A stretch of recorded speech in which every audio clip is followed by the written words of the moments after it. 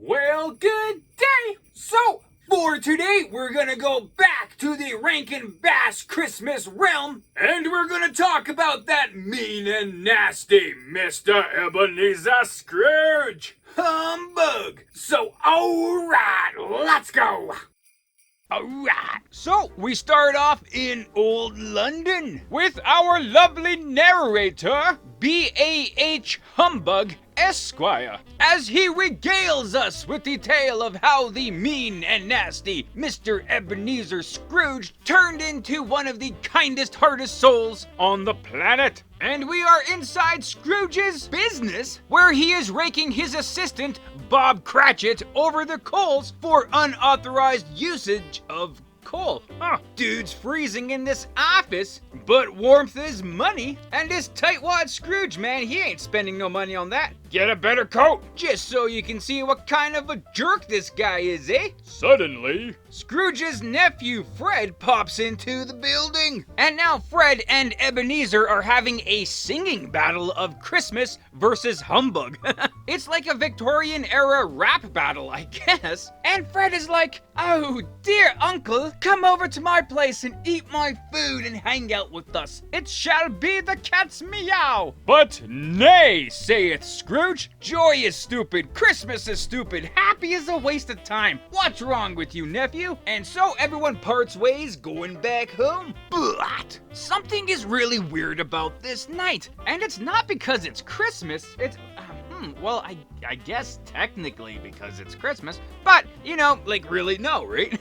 There's something more to this night. Something ominous! Scrooge first notices something really odd when he hallucinates that his door knocker is turned into the face of his old business partner, Jacob Marley, who is dead these 7 years. So yeah, sure, man, Ebenezer's totally tripping out, right? You know, but he kind of brushes it off. And he tries to sleep it off too, right? But unfortunately for him, no! If the Marley door knocker trick wasn't wild enough for Scrooge, he is now seeing a free-roaming, full-body apparition of the aforementioned Jacob Marley, who has accessorized himself with some chains and lockboxes, which is quite a fashionable thing to do in purgatory. But he is here to warn Ebeneezer! Change your life, Ebsy! Don't suffer my fate! You know, stuff like that. Sings a really spooky song to the guy, and then he joins his other ghost buddies to really freak Scrooge out and kinda winds up freaking me out, man. Holy crap! Like, yoinks, that's a lot of ghosts there, man. But before that, Marley stated that 3 ghosts will visit Scrooge to try to put him back on the path to goodness and niceties. And then just like that, boom! The ghost of Christmas past pops on over to take Scrooge on a journey where they tiptoe through the time tulips to Scrooge's past. And what do we behold? Well, this was back when Scrooge was in love with his beautiful fiancée, Belle. Like, she's totally breathtaking. She could be a part-time model. And we also see how he threw her away because he replaced his love for her with his love for money. You know, Scrooge, man, you damn fool. You had love in your grasp. You know, and now he kind of sees this, and he's like, geez, yeah, man, I kind of screwed up. But it is too late. But it's also right on time for the Ghost of Christmas Present to make his appearance. Dude is just hanging out in Scrooge's living room, and visually he gives Scrooge a bad acid trip by having him watch a bunch of toys and ornaments sing and dance around the place, man. Like, I'd freak out too.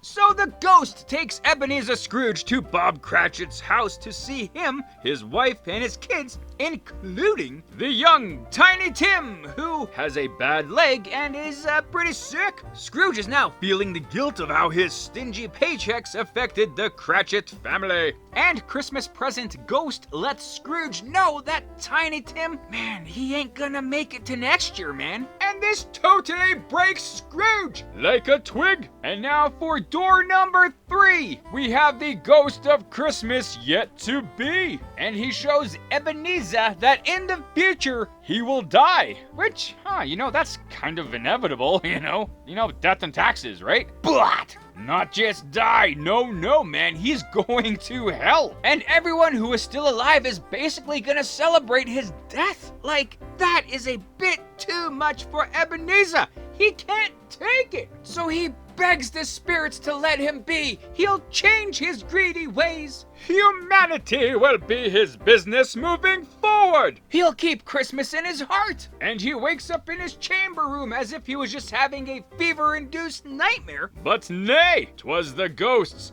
And it is now Christmas morning, so full of renewed life and energy that he gives some random kid on the street a whole bunch of money to buy a turkey and deliver it to the Cratchit's home. Wow, in that day and age, hey, the one and only honest kid who just didn't take the money and run? Whew. What luck! Scrooge buys presents for everybody, right? Like the Cratchits, his nephew Fred, and all of his friends. Everybody! He hangs out with his nephew for that long overdue Christmas meal. He gets Tiny Tim help. He gives Bob Cratchit a raise. He's a changed man from here on in. So Christmas wins once again. And with that, that is the end of this Merry Carol. So like, man, like, that was actually a pretty awesome special, eh? So, if you are part of a television show or a production company or whatever, and you are going to do a Christmas special or episode, the odds are that you are going to do a retelling of A Christmas Carol. Like, everyone's freaking done one by now, right?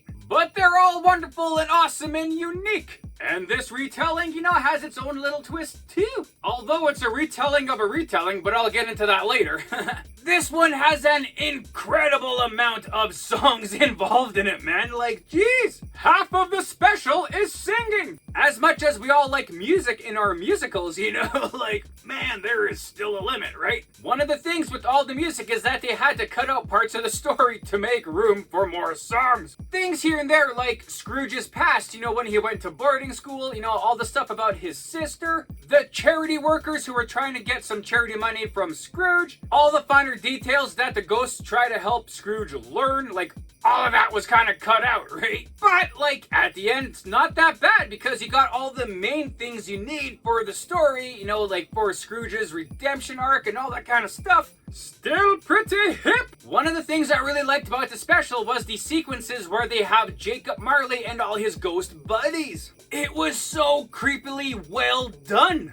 Like, it was so ominous and spooky. The music, the animation, the whole vibe to it, everything was just, man, like so creepy and spooky. But still, like I say, man, it's actually a really awesome special. The music, although plentiful, is still pretty awesome, man. Like, these songs are pretty catchy. The acting is fantastic. And like most people, I'm a pretty big fan of A Christmas Carol, so, you know, I kind of like it right off the bat, right? But there is more to the story about the stingiest man in town, so let's go take a look at some of that stuff over here. Yes, indeed. Ebeneezer Scrooge. So this one, you know, obviously is an adaptation of the classic Christmas book from Charles Dickens, A Christmas Carol. But not quite exactly, right? It's actually an adaptation of a television episode. So, in the late 1950s, there was a TV series called The Alcoa Hour, and each episode was presented live. Not a pre-recording, you know, so that was actually pretty cool and unique. One of the Christmas episodes that they have done was called The Stingiest Man in Town.